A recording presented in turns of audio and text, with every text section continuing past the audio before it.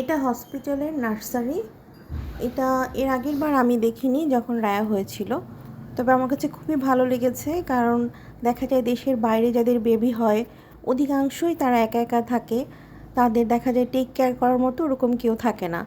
যারা হসপিটালে তখন অ্যাডমিট থাকে আর ওদের নার্সরা এত ভালো, দেখা যায় 2 ঘন্টা পর পর মার কাছে নিয়ে গিয়ে ব্রেস্ট ফিড করিয়ে নিয়ে এসে আবার ওদের কাছে রেখে দেয়।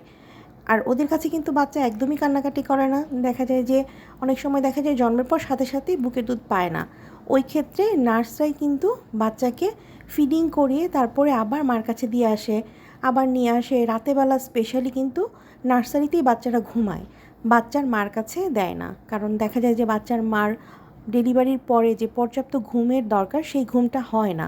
স্পেশালি সিজারের পরে কিন্তু বাচ্চার মার অনেক বেশি ঘুমের প্রয়োজন, বাচ্চা কাছে থাকলে সেটা কিন্তু হয় না।